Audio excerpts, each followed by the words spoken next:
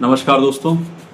तो आज मेरी प्रतीक्षा की वो घड़ी समाप्त हुई है जब मैं अपने आने वाले महाकाव्य का प्रथम दर्शन करने के लिए लालायित था। किताब छप कर के मेरे हाथ में आ गई है और पुस्तक का नाम आप जानते हैं, महाकाव्य का नाम श्री गुरु जी।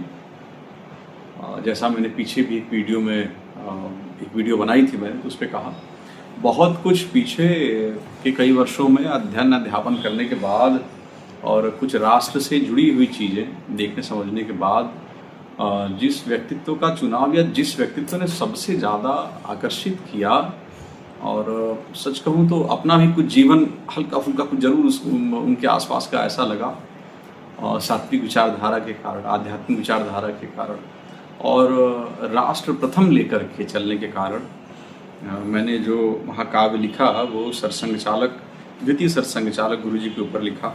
इनका पूरा नाम माधवराव सदाशिवराव गोलवलकर। मैं किताब का छोटा सा ब्रीफ करते हुए आपके बीच से निकलता हूँ। पुस्तक का नाम है, आप देख सकते हैं, श्री गुरु जी एक युग दृष्टा की महागाथा, माधवराव सदाशिवराव गोलवलकर, द्वितीय सरसंघ चालक, राष्ट्रीय स्वयंसेवक संघ। और इस पुस्तक में कई चैप्टर में है, 9 चैप्टर हैं। और सबसे पहले जो इस ग्रंथ का पहला पेज है वो मैंने लिखा है, न जायते म्रियते वा कदाचित नायम भूत्वा भविता वा न भूयः अजो नित्यः शाश्वतोऽयं पुराणो न हन्यते हन्यमाने शरीरे। भगवद गीता अध्याय 2 श्लोक संख्या 20। और इसका भावार्थ है कि आत्मा न जन्म लेती है न मरती है, शरीर नष्ट होने पर भी उसका विनाश नहीं होता है। वो आत्माएं जन्म लेती हैं, कैसे? इन्हीं रूपों में जन्म लेती हैं। और उसके अगले पेज पे, पेज नंबर 2 पे, कि यदा यदा ही धर्मस्य ग्लानिर्भवति भारत अभ्युत्थानम धर्मस्य तदात्मात्मनम सृजाम्यहम्। भगवद गीता श्लोक अध्याय 4 श्लोक नंबर 7। भावार्थ इसका है कि जब जब धर्म की हानि होती है, युग युग में ही नहीं, जब जब धर्म की हानि होती है और अधर्म की वृद्धि होती है, तब तब मैं अवतार लेता हूँ। किन किन रूपों में? ये हर व्यक्ति का विशेषाधिकार है जानने का। परम ब्रह्म भगवान युग में एक बार आते हैं और बार बार अवतरित होते हैं अपने पार्षदों के साथ, अपनी शक्तियों के साथ, जो अपने आसपास आप अनुभव कर सकते हैं। इसके आगे बढ़ते हुए किताब में मैंने अपना छोटा सा परिचय दिया है, पब्लिकेशन का परिचय है। मैंने अपने कुछ शब्द लिख रखे हैं जिनको मैंने आत्मनिवेदन किया है। और आत्मनिवेदन इस बार का मैंने वैसे तो सामान्यतः जैसा लिखता हूँ वो लिखा था, सभी का नाम, घर परिवार, दोस्त मित्र सभी का। लेकिन इस बार जब मैंने आत्मनिवेदन ये भाई साहब को भेजा, अपने भैया को, प्रशांत पांडे जी को, तो उन्होंने कहा कि यार ये सब कुछ लिखते आ रहे हो, कुछ नया। और जब कुछ नया लिखने बैठा तो वो क्या लिखा हूँ वो आप सुनिए, कि आत्मनिवेदन में कुछ लिखूं तो क्या लिखूं, आत्मनिवेदन में कुछ लिखूं तो क्या लिखूं, किस किस के विषय में लिखूं और क्या क्या लिखूं। यह प्रश्न जितना सरल प्रतीत होता है उतना ही गहन है और अंतर्मन को स्पर्श करने वाला है। जब मन कृतज्ञता के भाव से भर उठता है तब शब्द अपने आप छोटे पड़ने लगते हैं। ऐसा अनुभव होता है मानो हृदय में भावों का यह अथाह सागर उमड़ रहा हो, परंतु उन्हें अभिव्यक्त करने के लिए भाषा के पास पर्याप्त विस्तार नहीं है। इससे आगे भी बहुत कुछ लिखा है, आप पढ़िएगा। इससे आगे चलते हैं तो हमारे देवरिया की ही क्या, आप पूर्वांचल में अगर सर की गिनती करेंगे तो जैसा इतिहासकार बहुत रेयर, हमारे परम आदरणीय दिवाकर प्रसाद तिवारी सर, सेवानिवृत्त सहाचार्य, प्राचीन इतिहास, पुरातत्व एवं संस्कृत तथा पूर्व प्राचार्य। सर ने जो लिखा हुआ है वो मैं छोटा सा भूमिका अभी पढ़ते हुए आगे निकल रहा हूँ, जो आवश्यक है, जिससे माधवराव सदाशिवराव गोलवलकर जी की जीवन के बारे में आप भी 1 मिनट के अंदर समझें। जरूर से सुनिए, वीडियो को शेयर करिएगा, क्योंकि भारत के पुरोधाओं के बारे में जानने का अधिकार आपको भी है और आपके बच्चों का तो विशेष अधिकार है। अगली पौध, अगली भारत की जो आने वाली जो पीढ़ी है उनको इन लोगों के बारे में जानना है। और ये पद्य में लिखने का कारण ही केवल ये है कि गद्य की आयु छोटी होती है, पद्य की आयु लंबी होती है। और जब पद्य अगर ओज रस में है और भगवत आशीर्वाद से मेरी जो कुछ शैली है, मुझे ऐसा लगता है कि ओजरस में डेवलप हो गई है या हो रही है। तो आप देखें सर ने क्या लिखा है कि माधव जी का जन्म 19 फरवरी 1906 ईस्वी को महाराष्ट्र के रामटेक में हुआ था।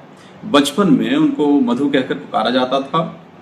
और जल्दी पढ़ता हूँ मैं कि उन्होंने 1926 में काशी हिंदू विश्वविद्यालय से बीएससी और 1928 में एमएससी प्राणी विज्ञान से की परीक्षाएं प्रथम श्रेणी में उत्तीर्ण की। इस दौरान उन्होंने भारतीय धर्म दर्शन तथा पाश्चात्य दर्शन का गहन अध्ययन किया।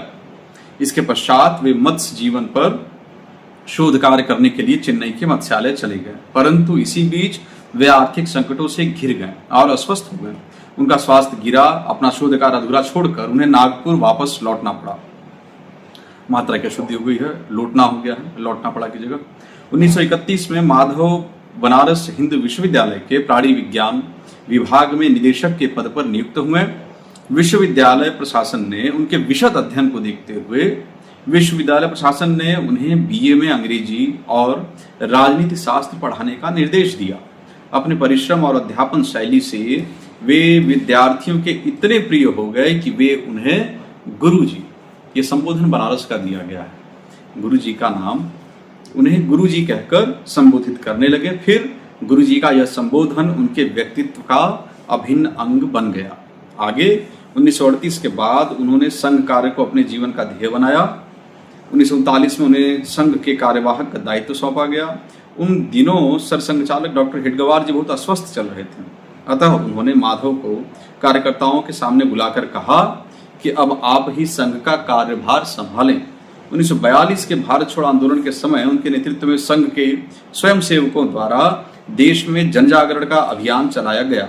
16 अगस्त 1946 को मोहम्मद अली जिन्ना द्वारा सीधी कार्रवाई का दिन घोषित करने पर गुरुजी ने देखा कि देश के विभाजन की संभावना प्रबल है, तो उन्होंने अखंड भारत के लिए जनता का आह्वान किया। अखंड भारत के लिए। इसके बावजूद 3 जून 1947 को भारत विभाजन की घोषणा कर दी गई। और यहाँ से आप जब फिर आगे बढ़ते हैं तो इससे अगले पेज पर जो मुझे कुछ शुभकामना संदेश प्राप्त हुआ, परम आदरणीय पूर्व राज्यपाल हिमाचल प्रदेश और राजस्थान, पूर्व राज्यपाल हिमाचल प्रदेश और राजस्थान के रहे, पूर्व केंद्रीय मंत्री भारत सरकार के, हम लोग, मैं बाबूजी कह के बोलता हूँ, परम आदरणीय कलराज मिश्रा जी का शुभकामना संदेश प्राप्त हुआ। गुरुजी जो अखिल भारतीय इतिहास संकलन योजना, राष्ट्रीय स्वयंसेवक संघ के बाल मुकुंद पांडे जी का भी शुभकामना संदेश प्राप्त है। इसमें देवरिया सदर के विधायक आदरणीय शलमणि त्रिपाठी भैया का भी इसमें शुभकामना संदेश प्राप्त हुआ।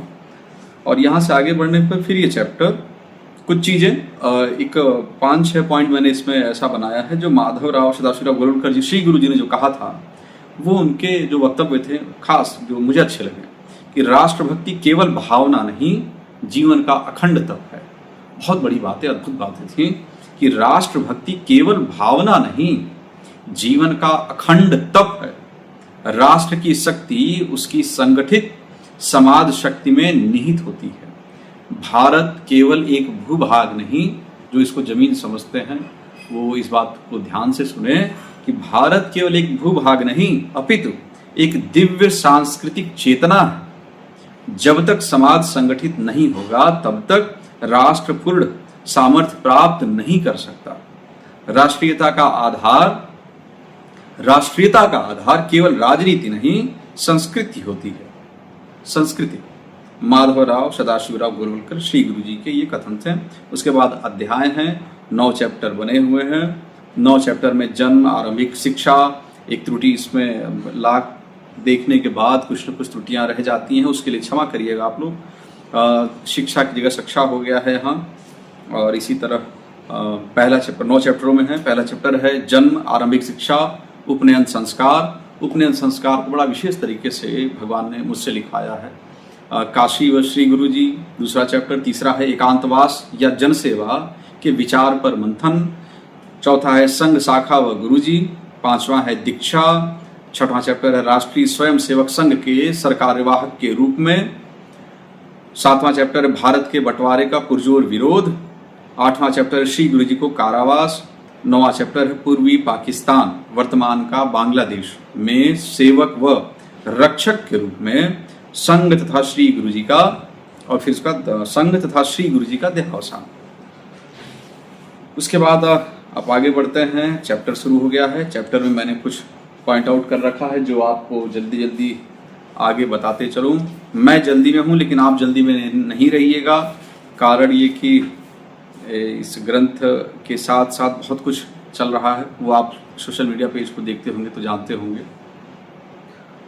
और 69 नंबर पेज पे आप देखिए कि माधवराव सदाशिवराव गोलवलकर श्री गुरु जी का मन क्या कह रहा था। जैसे हम लोगों का मन एक राष्ट्रीय चेतना को लेकर के और सब कुछ द्वंद्वों के बीच में क्या सोचता है, तो वैसा ही उनका भी क्या सोच रहा था कि इसी काल माधव का मन जीवन पथ खोज रहा था। माधव उन्हीं के लिए संबोधित है। इसी काल माधव का मन जीवन पथ खोज रहा था, लेना है एकांत वास या जनपथ सोच रहा था।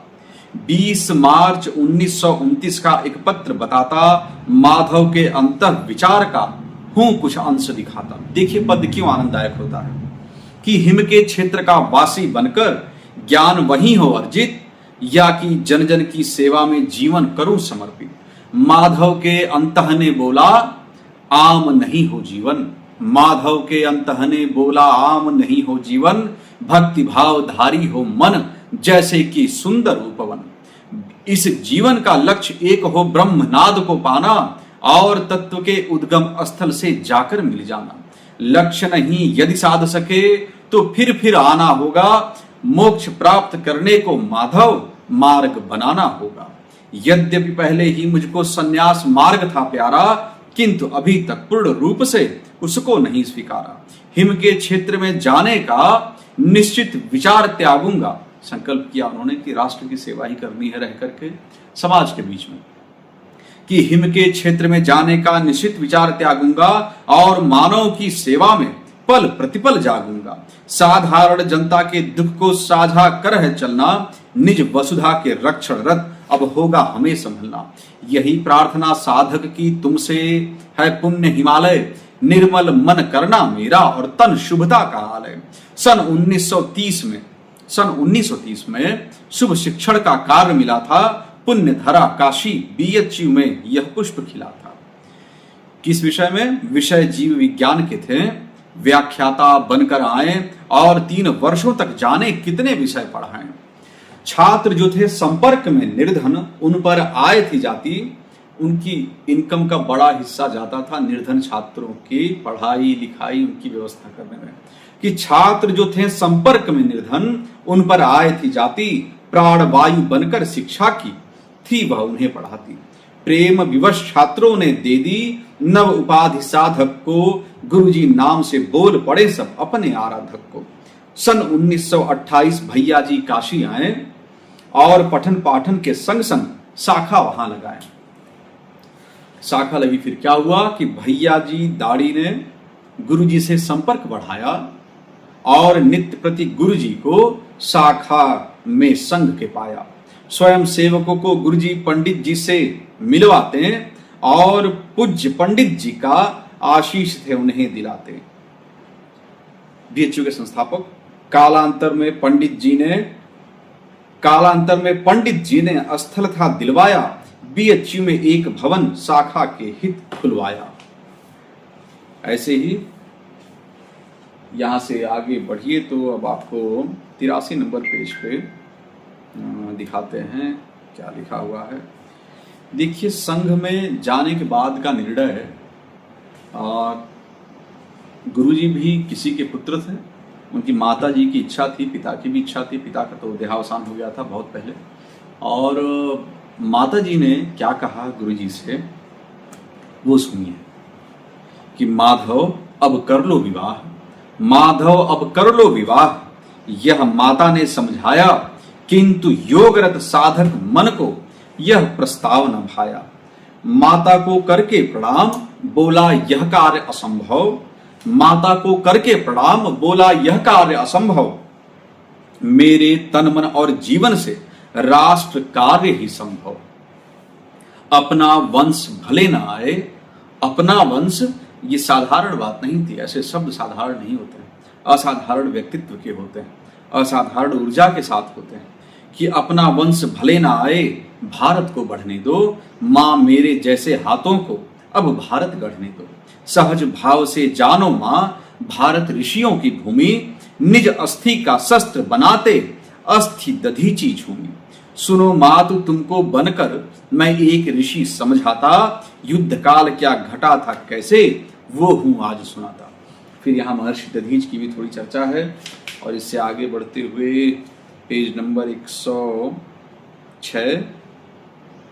अप्रैल माह सन 40 में थे पुनः नागपुर आए, पूर्ण आयु यह जान पूज्य जी यह संकल्प सुनाए। हिडगवार जी के बारे में क्या संकल्प सुनाते हैं माधव जी को कि प्रिय माधव अब पुण्य संघ का सारा भार तुम्हारा, प्रिय माधव अब पुण्य संघ का सारा भार तुम्हारा, पूर्ण समर्पित हो करके मैंने शुभ संघ सवारा। हो उज्ज्वल भारत भविष्य, क्या संकल्प होगा संघ का, हो उज्ज्वल भारत भविष्य, दिन रात स्वप्न यह आया और भारती के चरणों के सिवा नहीं कुछ भाया। सत्ता है मदांध और होगी, सत्ता है मदांध और होगी यदि सब सो जाएंगे, किंतु स्वयं सेवक तुम जैसे दीपक दिखलाएंगे। उस दीपक के ही प्रकाश में भारत सबल बनेगा और पुनः वैदिक मत पथ पर बढ़कर स्वयं चलेगा। मैं तुमको करता नियुक्त अब परम पूज्य जगहित कर, तेज पुंज धारी माधव बन जाओ अब से दिनकर।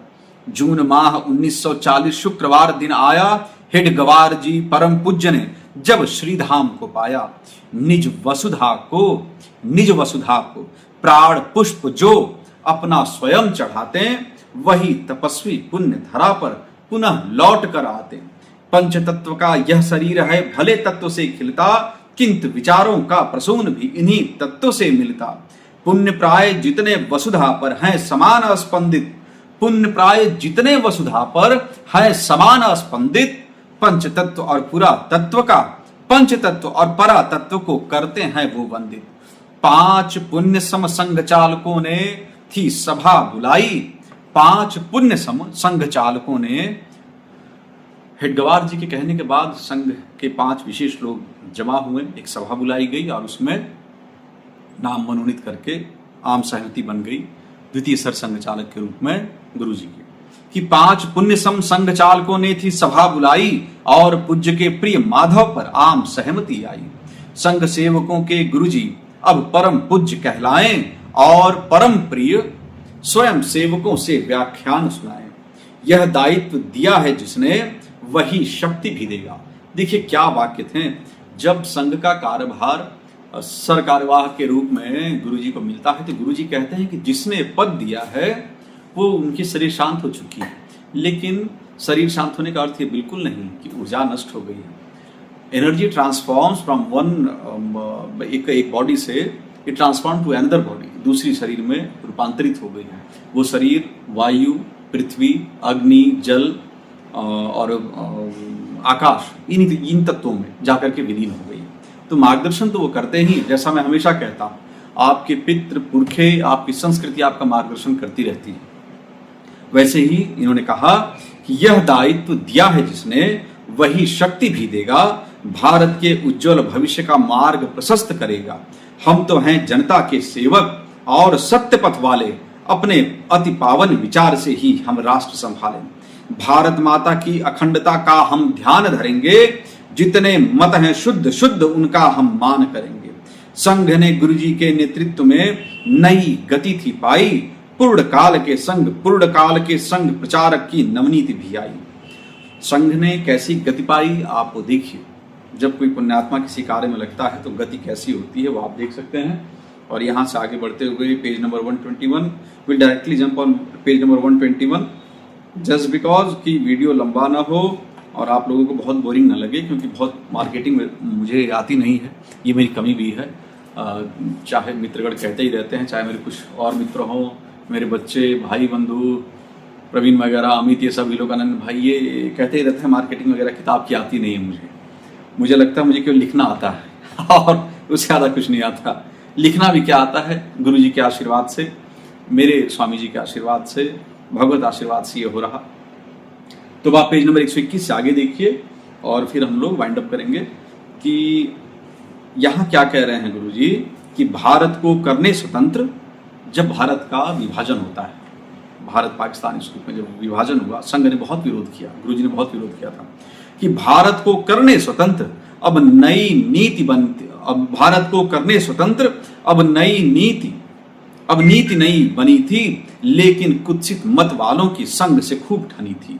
जो स्वतंत्रता भारत को मिलनी थी वह थी आधी, जो स्वतंत्रता भारत को मिलनी थी वह थी आधी, जिन्ना ने भारत बंटवारे की थी आशा बांधी। गुरुवर को यह ज्ञान हुआ कि कुछ विकराल घटेगा, लोभी और भोगी विचार से यह भूखंड कटेगा। हिंदू हित की अनदेखी कर होना है बंटवारा, हिंदू हित की अनदेखी कर होना है बंटवारा, संघ ने इसका कर विरोध था बार बार ललकारा। और कहा भूखंड खंड होना अति घातक होगा, यह भविष्य में भारत के शत्रु समपातक होगा। धर्म को ही आधार मानकर यदि यह राष्ट्र बटेगा, तो फिर तन भारत माता का अपने हाथ कटेगा। सत्ता के लोलुप साधक यदि सेतु नया साधेंगे, तो स्वतंत्रता आधी यह किसके माथे बांधेंगे। मुस्लिम लीग ने आगे बढ़कर बोला हो बंटवारा। तो वीडियो बंद हो गया था, मैं फिर से लेकर के आया हूं और आगे बढ़ता हूं कि मुस्लिम लीग ने आगे बढ़कर बोला हो बंटवारा, बन जाए एक नया राष्ट्र हमको अपना हित प्यारा। कुछ पूरब और कुछ पश्चिम से हमको दे दें हिस्सा, कुछ पूरब और कुछ पश्चिम से हमको दे दे हिस्सा, और करें अब बंद हमें समझाने का यह किस्सा। अपने लोगों को ही लेकर पाकिस्तान चलेगा, निश्चित हो घर का बंटवारा, चूल्हा नया जलेगा। धर्म धाम और पुण्य काम से हूं संदर्भ उठाता, भारत की अपनी जनता को हूं यह दृश्य दिखाता। उसके बाद आगे और फिर उसके बाद बिल्कुल गुरु जी के कैसे उनकी शरीर शांत हुई इसको लेकर। खैर उसके पहले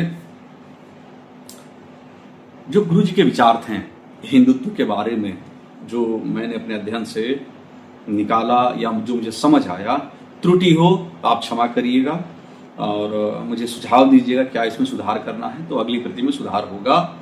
लेकिन जो मैंने समझा वो लिख रहा हूं कि संस्कृति का हो ज्ञान उन्हें जो है मानव हितकारी, संस्कृति का हो ज्ञान उन्हें जो है मानव हितकारी, दूर देश में तब ना होंगे हिंदू हित प्रतिकारी।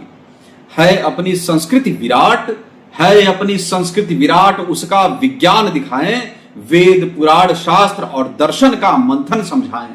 अति व्यापक हिंदुत्व तत्व, बहुत व्यापक है हिंदुत्व तत्व, जिसकी चर्चा सावरकर जी ने भी कर रखी है और जिसकी चर्चा गुरु जी भी कर रहे हैं कि अति व्यापक हिंदुत्व तत्व और दृष्टिकोण है उत्तम, शुद्ध और संपूर्ण मानवीय गुण इसमें सर्वोत्तम।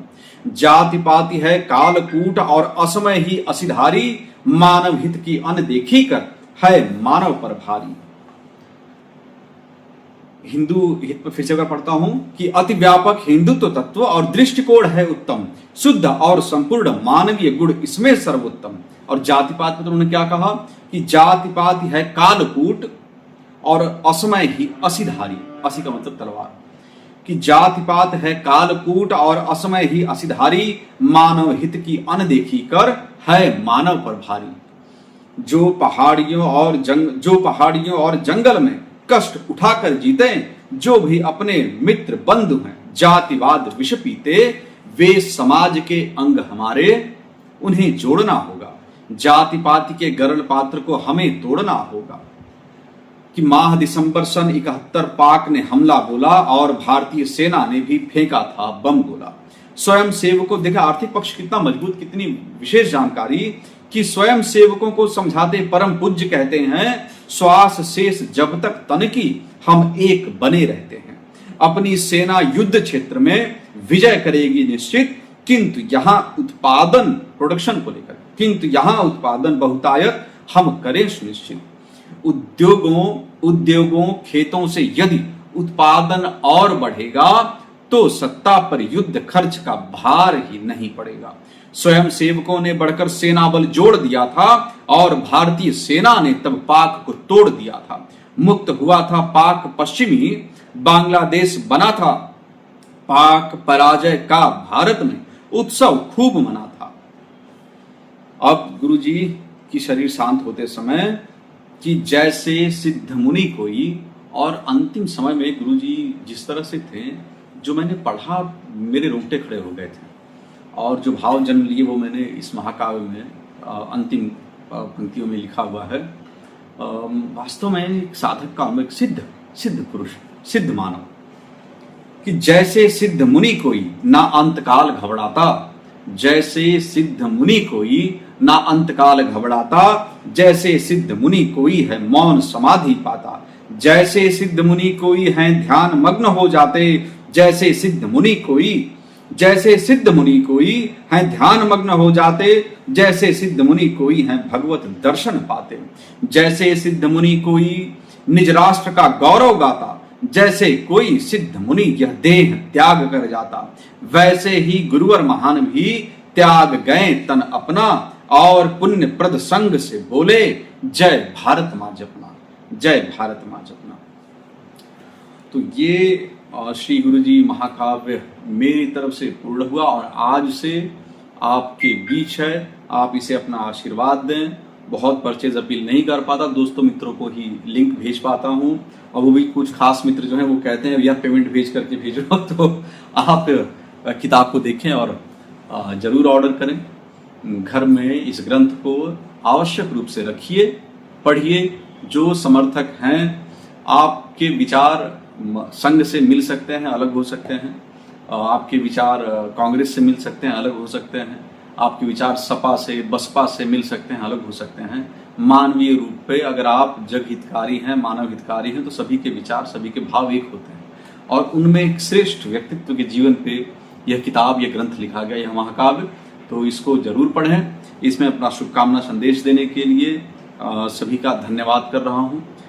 आप सभी को, कई मित्रों को ये सुनाया लिखते समय, जिन्होंने इस महाकाव्य को शुरू में सुना, इसकी अशुद्धियों को बताया, कमियों को बताया। कमियां अशुद्धियां अभी भी हैं, आप बताएंगे तो उनका स्वागत रहेगा, सुधार करूंगा।